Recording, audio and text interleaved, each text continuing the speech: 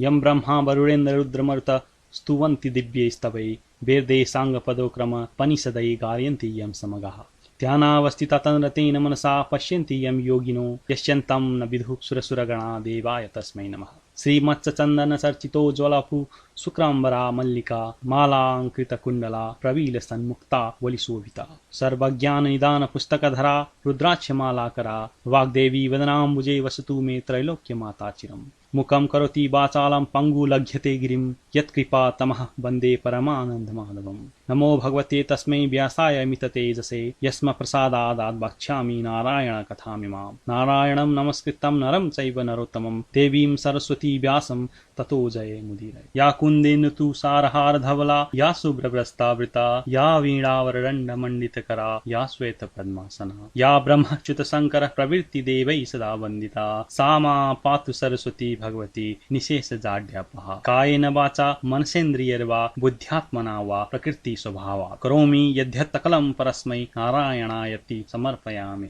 तथा 9मो अध्याय।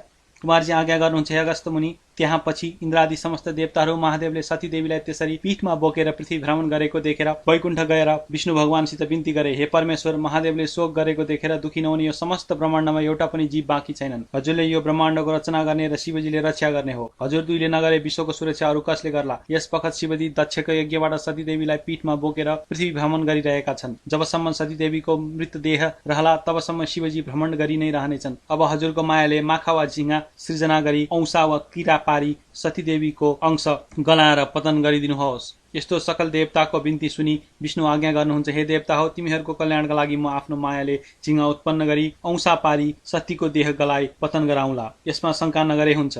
अब तिमीहरू अमरावती जाओ। भगवान विष्णुको त्यस्तो आश्वासन पाएपछि देवताहरू हवस् भनी विष्णुलाई दण्डवत प्रणाम गरी आफ्नो लोकमा फर्के। अनि विष्णु भगवानले आफ्नो मायाद्वारा झिङ्गा उत्पन्न गरी औंसा पारिदिए। अनि सतीदेवीको शरीर टुक्रा टुक्रा भएर पतन भयो। जहाँ जहाँ अङ्ग पतन भयो त्यहाँ त्यहाँ एक एक पीठ उत्पन्न भयो। त्यही त्यही ब्रह्माजीले एक एक स्वयम्भू स्थापना गरे। सबभन्दा पहिले नेपालमा गुह्य पतन भयो। नेपाल पीठ गुहेश्वरी देवी चन्द्रघण्टा योगिनी सिद्धेश्वर महादेव उत्पन्न भए। शिवशक्ति स्वरूपले रहे। त्यस पुण्य भूमिमा इन्द्रादि देवता आई तपस्या गरे। ईश्वरी प्रसन्न भई सत्य, त्रेता, द्वापर र कली यी चारै युगमा देवताकै नामले प्रख्यात भए भनी वरदान दिइन्। फेरि वाराणसीमा शिर पतन भयो। वाराणसी पीठ विशाल काक्षी देवी संकटा योगिनी विश्वेश्वर महादेव उत्पन्न भए। शिवशक्ति स्वरूपले रहे। त्यस मोक्ष भूमिमा गन्धर्वहरू आई नाचगानद्वारा तपस्या गरे। ईश्वरी प्रसन्न भई वाक्य सिद्धि हुने वरदान दिइन्। फेरि कामरूपमा पुग्दा छाती पतन भयो। कामरूप पीठमा कामाक्ष देवी कीर्ति योगिनी चक्रधरेश्वर महादेव उत्पन्न भए। शिवशक्ति स्वरूपले रहे।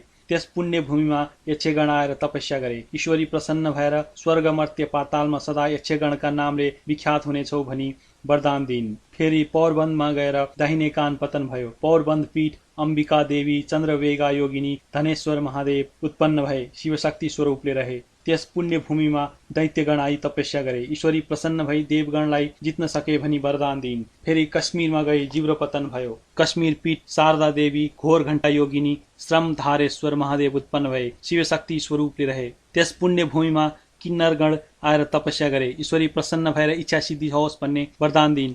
फेरि कनौजमा पुगी अङ्गको छाला पतन भयो। कान्यकुब्ज पीठ सफला देवी झकेश्वरी योगिनी र दुग्धेश्वर महादेव उत्पन्न भए। शिवशक्ति स्वरूपले रहे। त्यस सिद्ध भूमिमा रावण आई तपस्या गर्यो। ईश्वरी प्रसन्न भई देवलोक जित्न सकोस् भनी वरदान दिइन्। फेरि पूर्णगिरीमा गई बायाँ कान पतन भयो। पूर्णगिरी पीठ पूर्णादेवी कपाल कुण्डला योगिनी र चन्द्रेश्वर महादेव उत्पन्न भए। शिवशक्ति स्वरूपले रहे। त्यस मोक्ष भूमिमा गन्धर्वहरू आएर नाचगान गरी तपस्या गरे। ईश्वरी प्रसन्न भई इन्द्रका सभामा नाचगान कहिले नचुके भनी वरदान दिइन्। फेरि अस्तातकमा पुग्दा दाहिने हात पतन भयो। अस्तातक पीठ कर्तेश्वर देवी एकाक्षी योगिनी निद्रापतेश्वर महादेव उत्पन्न भए। शिवशक्ति स्वरूपले रहे। त्यस पुण्य भूमिमा राधिकागण आएर तपस्या गरे। ईश्वरी प्रसन्न भई तिमीहरूको सदैव कृष्ण दाहिना अनुकूल रहन् भनी वरदान दिइन्। फेरि चामुण्डाचलमा गई बाहु पतन भयो। चामुण्डाचल पीठ कुकम्बी योगिनी चामुण्डा देवी र इच्छा बिरुकेश्वर महादेव उत्पन्न भए। शिवशक्ति स्वरूपले रहे। त्यस सिद्ध भूमिमा नारद मुनि आएर तपस्या गरे।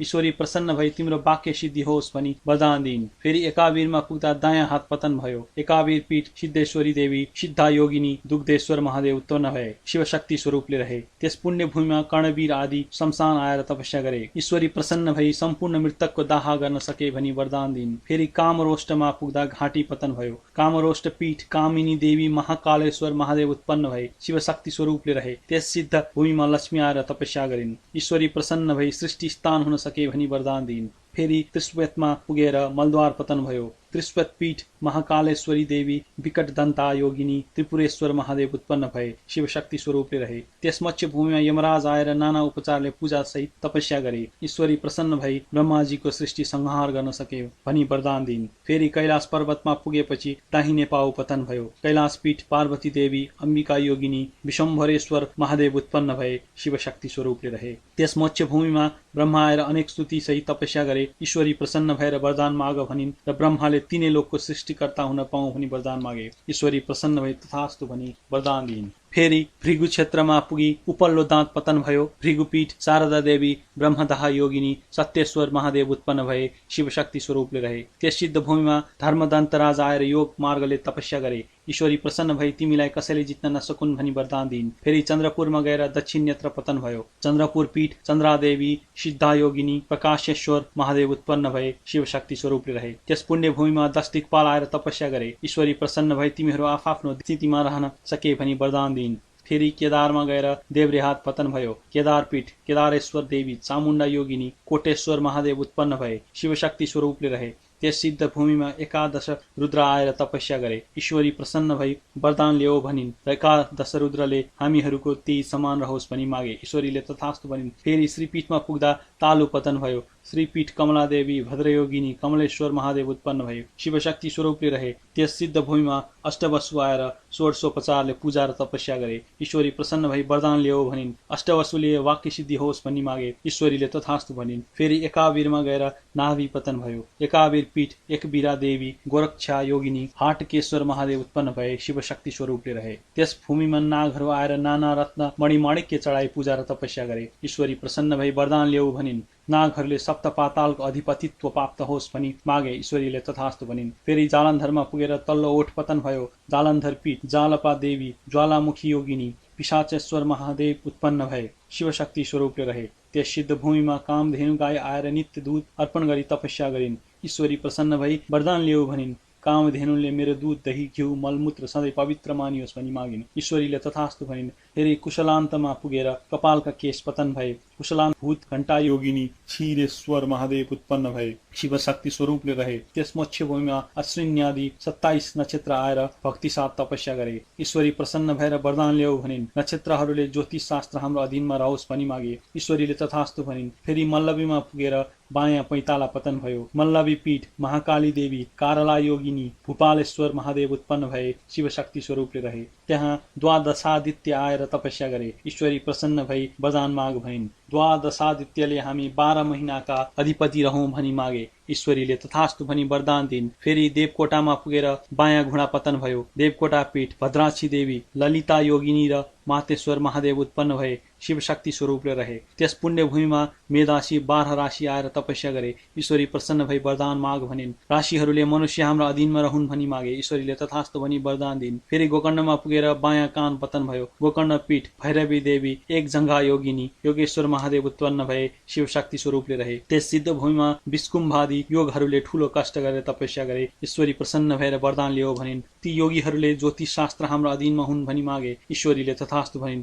फेरि अट्टहासमा पुगेर तल्ला दाँतहरू पतन भए। अट्टहास पीठ भ्रामरी देवी, शङ्खधरा योगिनी, सतभूतेश्वर महादेव उत्पन्न भए, शिवशक्ति स्वरूपले रहे। त्यस सिद्ध भूमिमा बागमती आदि नदीहरू आएर जल चढाई भक्तिपूर्वक तपस्या गरे। ईश्वरी प्रसन्न भई वरदान माग भनिन् र बागमती आदि नदीहरूले हामीमा भुक्ति मुक्ति दिने अधिकार रहोस् भनी मागे। ईश्वरीले तथास्तु भनिन्। फेरि मातुलेश्वरमा पुगेर दाहिनी स्तन पतन भयो। मातुलेश्वर पीठ योगेश्वरी देवी, पिङ्गला योगिनी, बुधराधेश्वर महादेव उत्पन्न भए, शिवशक्ति स्वरूपले रहे। त्यस पुण्य भूमिमा कश्यपादि ऋषिले तपस्या गरे। ईश्वरी प्रसन्न भई वरदान ल्याऊ भनिन्। ती ऋषिहरूले चारै वेद हाम्रा अधीनमा रहन् भनेर मागे। ईश्वरीले तथास्तु भनिन्। फेरि विश्वमा पुगी बायाँ स्तन पतन भयो। विश्वपीठ भुवनेश्वरी देवी भुवना योगिनी कृष्णवणेश्वर महादेव उत्पन्न भए। शिवशक्ति स्वरूपले रहे। त्यस सिद्ध भूमिमा श्रीकृष्ण आएर तपस्या गरे। ईश्वरी प्रसन्न भएर वर माग भनिन्। श्रीकृष्णले तिनै लोकका स्त्रीहरू मलाई देखेर मोहित हुन् भनी मागे। ईश्वरीले तथास्तु भनी वरदान दिइन्। इति श्री स्कंद पुराणे केदारखंडे माघ महात्म्ये कुमार अगस्त्य संवादे श्री स्वस्तानी परमेश्वर्या व्रत कथायां सतीदेवी अंग पतन नाम नवमोऽध्यायः।